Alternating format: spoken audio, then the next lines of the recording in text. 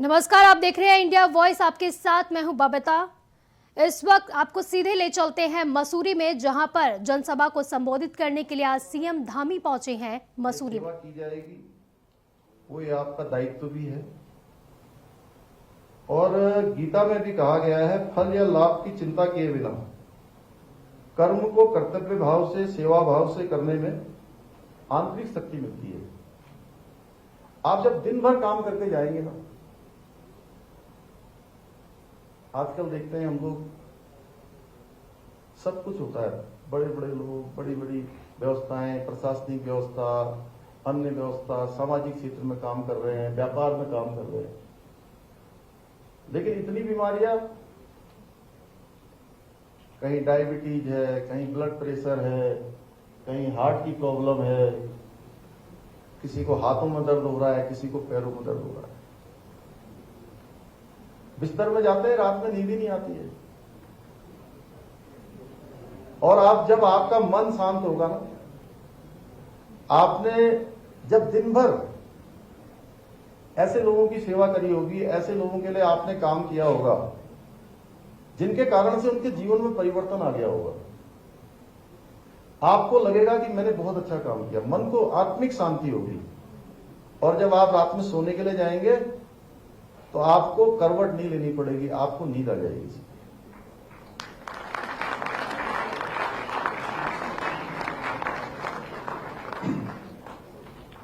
भगवान कृष्ण कहते हैं कि फल की अपेक्षा किए बिना ईमानदारी से अपना कर्तव्य निभाओ।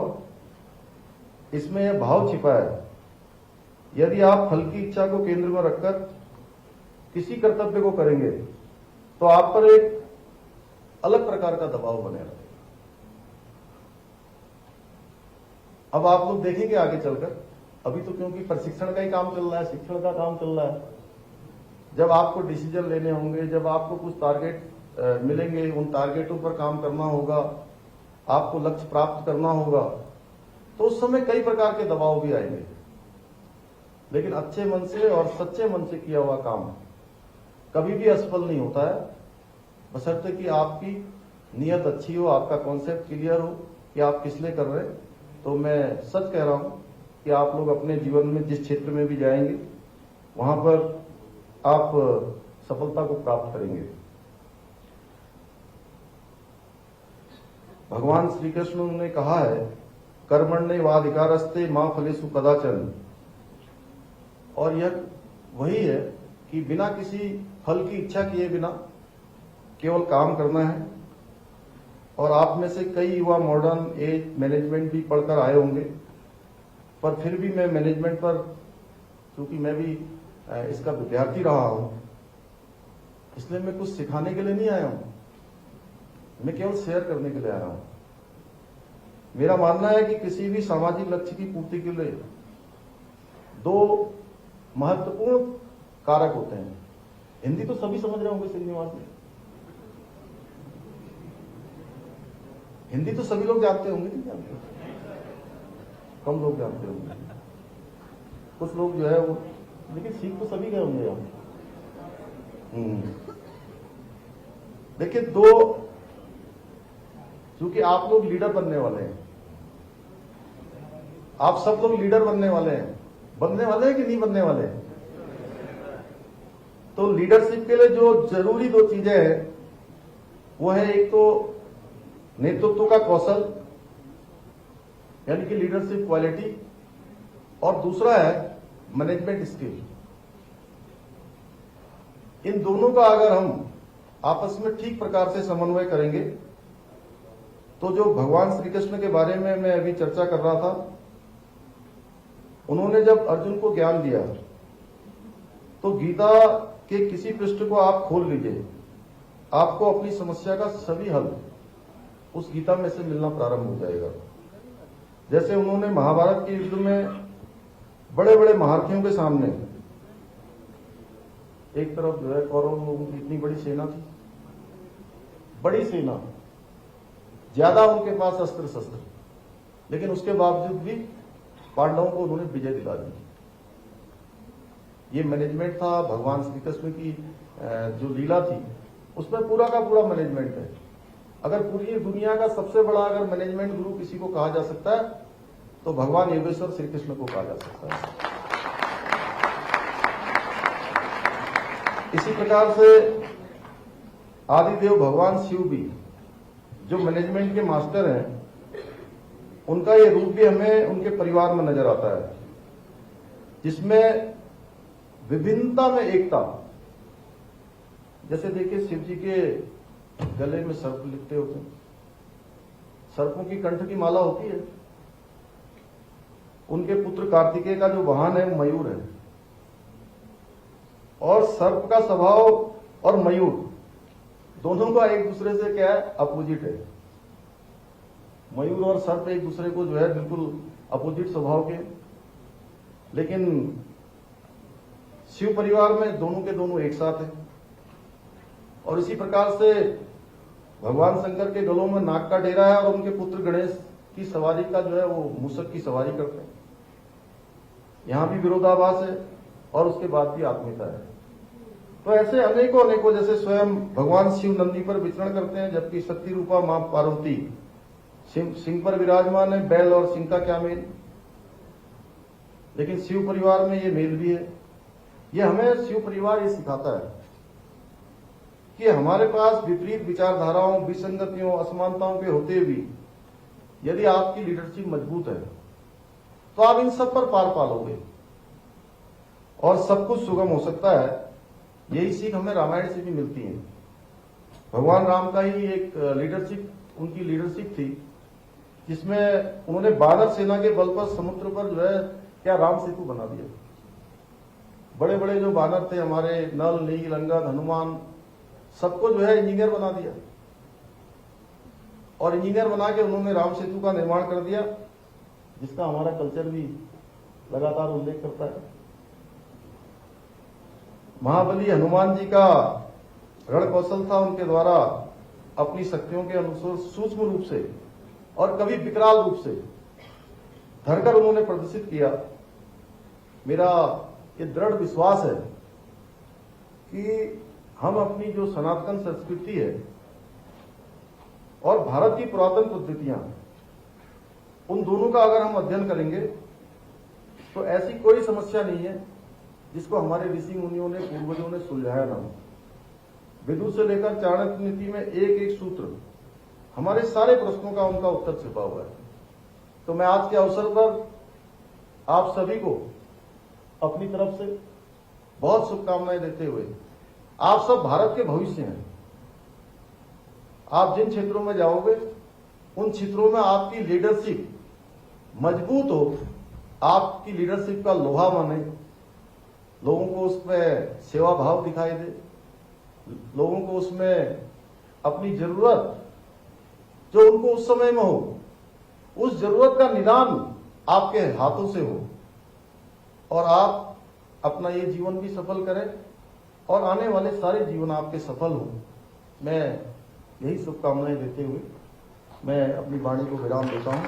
आप सभी का बहुत बहुत धन्यवाद। जय हिंद, जय भारत, जय उत्तराखंड।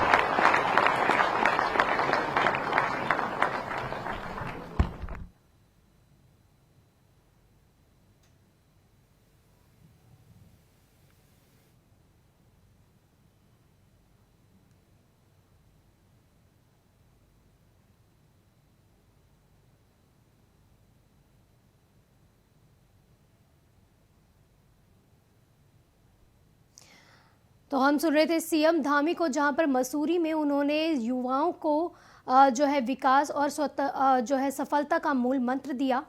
तो सीएम धामी को हम सुन रहे थे। तो चलिए बढ़ते हैं अगली खबर की ओर, जहां पर देहरादून से बड़ी खबर आ रही है, जहां अग्निपथ योजना के खिलाफ कांग्रेस आज सत्याग्रह करने वाली है। राजधानी दून समेत सभी विधानसभाओं में होगा सत्याग्रह। राहुल गांधी के आह्वान पर आज तमाम कांग्रेसी निकालेंगे पैदल मार्च यात्रा। युवाओं के साथ छल करने का कांग्रेस लगा रही है सरकार पर आरोप। तो देहरादून से बड़ी खबर आ रही है, जहां पर आज कांग्रेसी अग्निपथ स्कीम को लेकर सरकार के खिलाफ आज सत्याग्रह करने वाले हैं। इसी के साथ ही राजधानी दून समेत सभी विधानसभाओं में आज सत्याग्रह आंदोलन होने वाला है। साथ ही साथ राहुल गांधी के आह्वान पर आज तमाम कांग्रेसी नेता आज पैदल यात्रा निकालने वाले हैं। युवाओं के साथ छल करने का कांग्रेस सरकार पर आरोप लगा रही है। इसी के विरोध में आज पैदल मार्च यात्रा निकाली जा रही है। साथ ही साथ सत्याग्रह भी किया जाएगा। तो देहरादून से बड़ी खबर आ रही है, जहां पर राजधानी दून समेत सभी विधानसभाओं में आज जो है सरकार के विरोध में पैदल मार्च यात्रा निकाली जाएगी, सत्याग्रह किया जाएगा। युवाओं के साथ छल करने का आरोप लगा रही है कांग्रेस, जिसके विरोध में सरकार के विरोध में जो है आज कांग्रेसी जितने भी कांग्रेसी नेता हैं वो आज देहरादून में पैदल मार्च करेंगे, सत्याग्रह किया जाएगा। राहुल गांधी के आह्वान पर आज ये तमाम कांग्रेसी आज पैदल मार्च निकालेंगे। युवाओं के साथ छल करने का कांग्रेस लगातार सरकार पर यह आरोप लगा रही है और साथ ही साथ इस स्कीम को वापस लेने के लिए भी लगातार आंदोलन कर रही है। तो देहरादून के तमाम जिलों में आज आंदोलन होगा। साथ ही साथ कांग्रेसी नेता आज पैदल मार्च यात्रा निकालेंगे। राहुल गांधी के आह्वान पर यह आज पैदल मार्च यात्रा निकाली जा रही है, जहां पर कांग्रेसी नेता आज युवाओं के हक के लिए, युवाओं के लिए आज पैदल मार्च यात्रा निकालने वाले हैं। साथ ही सरकार को ये स्कीम वापस लेने के लिए जो है आज पैदल मार्च यात्रा निकाली जा रही है।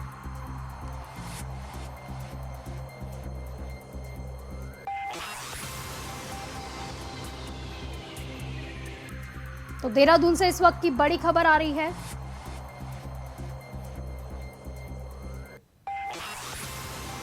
तो जहां पर अग्निपथ योजना को लेकर जो है कांग्रेस आज पैदल मार्च यात्रा निकालेगी।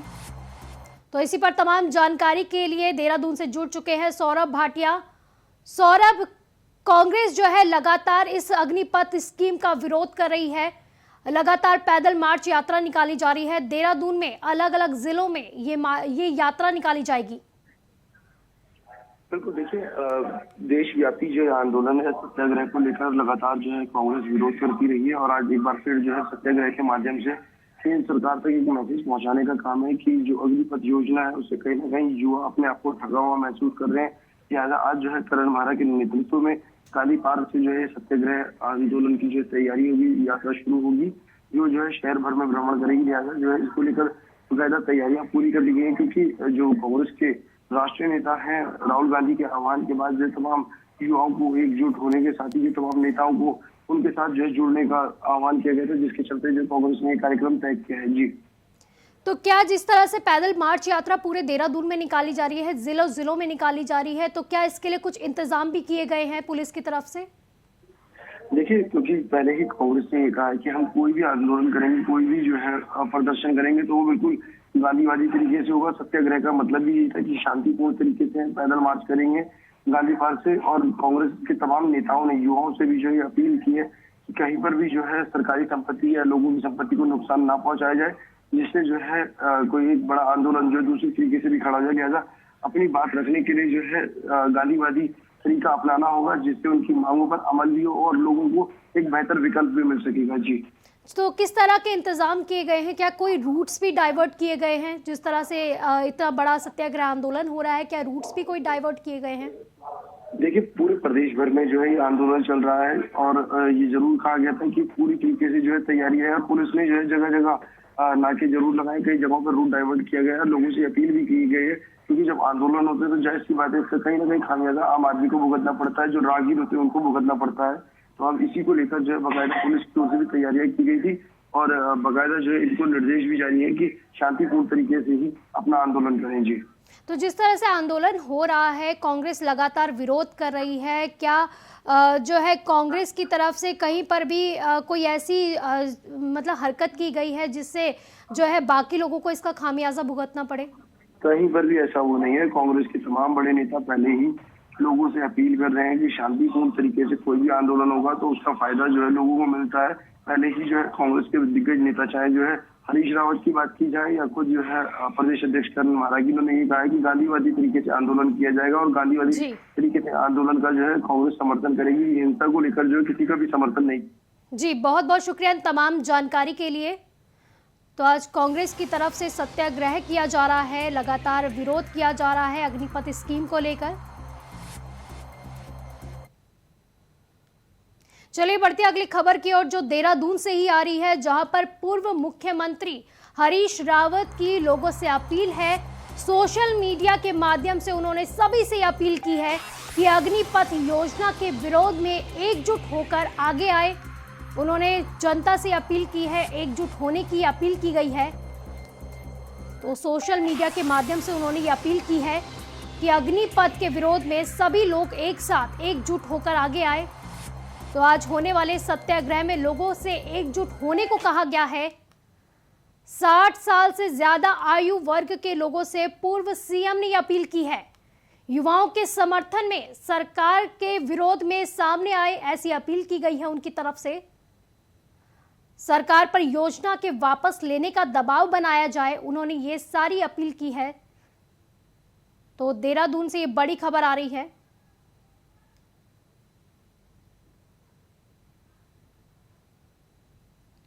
अगली खबर सीएम धामी से जुड़ी हुई सामने आ रही है, जहां पर सीएम धामी ने अधिकारियों को याद दिलाई उनकी जिम्मेदारियां। तो इस वक्त की बड़ी खबर आ रही है देहरादून से, जहां पर सीएम धामी ने अधिकारियों को उनकी जिम्मेदारियां याद दिलाई है।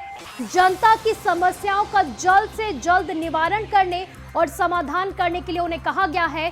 तो उनकी जिम्मेदारियां याद दिलाते हुए सीएम धामी ने सभी को ये बात कही है कि जनता की समस्याओं का जल्द से जल्द समाधान किया जाए। सीएम ने अधिकारियों को कहा कि अधिकारी समझे अपनी जिम्मेदारी, जनता को बार बार ना आना पड़े सीएम के पास। तो आज जो है अधिकारियों को ये निर्देश दिए गए हैं।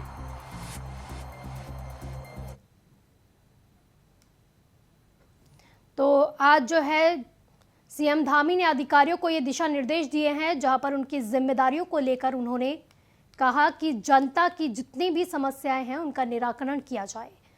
तो ज्यादा जानकारी के लिए इसी पर अभय जुड़ चुके हैं। अभय, सीएम धामी ने आज अधिकारियों को जो है जिस तरह से कहा है कि जिम्मेदारियां याद दिलाई है कि जनता की समस्याओं का निराकरण किया जाए। जी बिल्कुल, मुख्यमंत्री पुष्कर सिंह धामी ने सीधे तौर पर अधिकारियों को उनकी जो प्राथमिकताएं हैं, उनकी जिम्मेदारियों को याद दिलाने का काम यहाँ पर किया है। मुख्यमंत्री पुष्कर सिंह धामी ने कहा कि हर अधिकारी की जिम्मेदारी है कि जो जनता की समस्याएं हैं, उन समस्याओं का निराकरण सबसे पहले यहाँ पर किया जाए।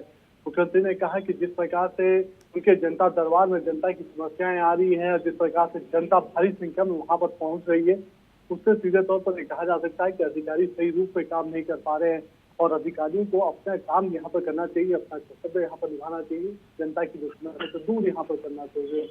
और ये कह सकते हैं कि मुख्यमंत्री पुष्कर सिंह धामी की बड़ी नसीहत ये अधिकारियों को है और उन्होंने साफ तौर पर कहा कि अगले जो जनता दरबार होंगे, कम से कम जनता को उन्हें यहाँ पर भारी संख्या ना देखने को मिले। यानी कह सकते हैं कि जनता की जो भीड़ है वो इस जनता दरबार में ज्यादा देखने को ना मिले, जनता दरबार से 54 लोग ही रहे और ज्यादा से ज्यादा कोशिश अधिकारियों को यही करनी चाहिए कि जनता की समस्या उनका निराकरण समय रहते हुए यथाशीघ्र यहाँ पर किया जाए। तो ये कहा जा सकता है कि अधिकारियों को बार बार सरकार की तरफ से नसीहत देनी पड़ रही है, उन्हें उनके कर्तव्य याद दिलाने पड़ रहे हैं और ऐसे में मुख्यमंत्री पुष्कर सिंह धामी ने भी साफ तौर पर कहा। तो अब आगे आने वाले दिनों में अगर अधिकारी इसी प्रकार से अपना मूल रवैया अपनाते रहेंगे, जनता की समस्याओं पर त्वरित कार्रवाई नहीं करेंगे, तो फिर उनके खिलाफ यहाँ पर कड़ी कार्रवाई भी की जा सकती है और मुख्यमंत्री के साफ तौर पर यह आदेश यहाँ पर जारी कर दिए गए। जी, आज सीएम धामी जो है आज मसूरी में भी पहुंचे थे, जहां उन्होंने जनता की समस्याओं को लेकर एक मंत्र भी दिया था। उन्होंने साफ कहा था कि जनता की समस्याएं उनके लिए सर्वोपरि है। तो वहीं अब अधिकारियों को भी डांट लगाई गई है, अधिकारियों को उनकी जिम्मेदारियां बताई गई है। तो क्या कुछ कहा जाए कि सीएम योगी के अब पद चिन्ह पर चल रहे हैं सीएम धामी? बिल्कुल, ये कह सकते हैं कि मुख्यमंत्री पुष्कर सिंह धामी शुरू से ही अपने अनूठे अंदाज को लेकर यहाँ पे बड़े जनता के बीच बड़े प्रसिद्ध यहाँ पर पाते हुए नजर आ रहे हैं। क्योंकि जिस प्रकार से मुख्यमंत्री पुष्कर सिंह धामी अपने सरल और स्वभाव से जनता के बीच पहुंचते हैं, उनसे वो आत्मीयता के साथ मिलते हैं, उनकी जो समस्याएं हैं उन समस्याओं को सुनते हैं और उसके बाद अधिकारियों को जिस प्रकार से दिशा निर्देश देते हैं, तो ऐसे साफ तौर पर कहा जा सकता है कि मुख्यमंत्री पुष्कर सिंह धामी की नसीहत अधिकारियों को भी है। उन्होंने साफ तौर पर कहा था कि जिस प्रकार से सोमवार का दिन सचिवालय में नो मीटिंग देकर रखा जाए और उसके बाद जनता की समस्याओं को प्राथमिकता के आधार पर सुनने का काम उन्होंने कहा था।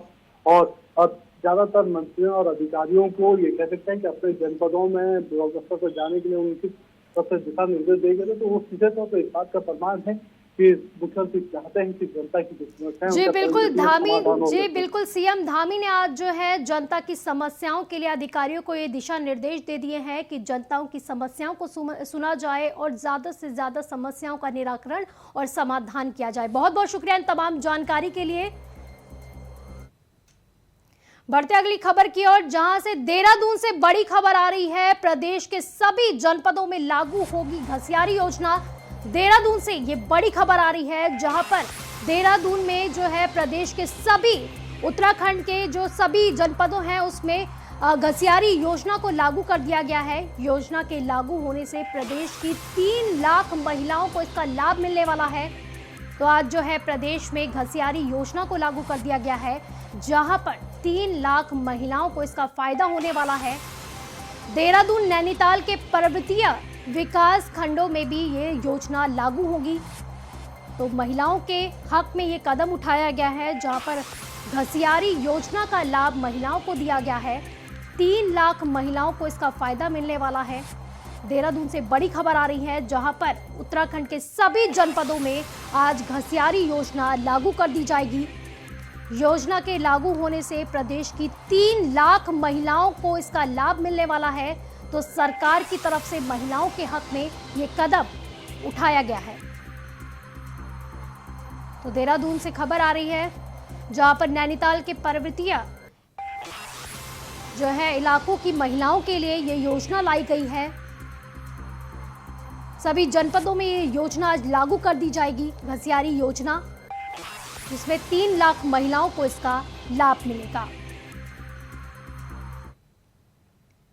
बढ़ते अगली खबर की ओर, जो खबर जो है आजमगढ़ से आ रही है। आजमगढ़ और रामपुर लोकसभा उपचुनाव से जुड़ी हुई है। आजमगढ़ और रामपुर लोकसभा उपचुनाव में बीजेपी की जीत पर सीएम धामी ने ट्वीट किया है। उन्होंने जीत के लिए पीएम मोदी और सीएम योगी को शुभकामनाएं दी है। साथ ही पार्टी कार्यकर्ताओं को भी जीत की बधाई दी है। तो सीएम धामी ने ये ट्वीट किया है, जिसमें उन्होंने कल हुए उपचुनाव को लेकर, लोकसभा उपचुनाव को लेकर बीजेपी की प्रचंड जीत पर उन्होंने ये ट्वीट किया है और साथ ही साथ सीएम धामी और पीएम मोदी को जो है शुभकामनाएं दी हैं। इसी के साथ ही उन्होंने पार्टी के कार्यकर्ताओं को भी जीत की बधाई दी है।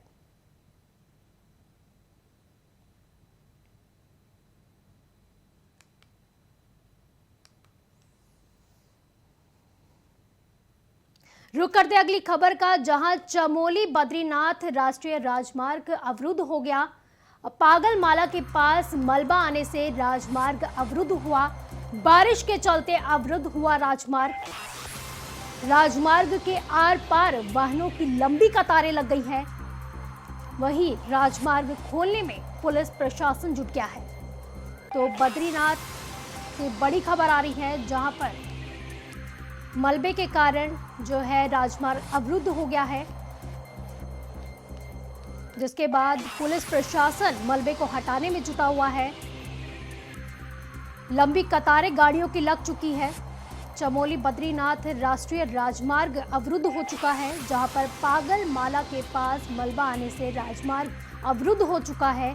बारिश के चलते अवरुद्ध हुआ राजमार्ग। इसी के साथ ही मौसम विभाग ने भी हाई अलर्ट जारी किया था। भारी बारिश की संवेदनाएं जताई थी। कहा था कि ज्यादा से ज्यादा लोग अलर्ट मोड पर रहें, खासकर वो लोग जो यात्रा कर रहे हैं उन्हें अलर्ट रहने के लिए कहा था। तो बारिश के चलते राजमार्ग अवरुद्ध हो चुका है।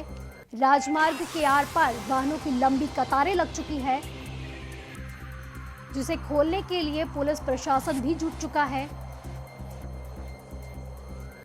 जेसीबी की मदद से लगातार मलबे को हटाया जा रहा है,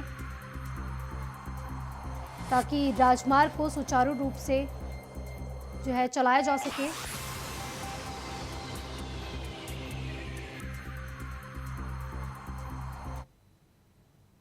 इस बुलेटिन में फिलहाल के लिए बस इतना ही। आप देखते रहिए इंडिया वॉइस। नमस्कार।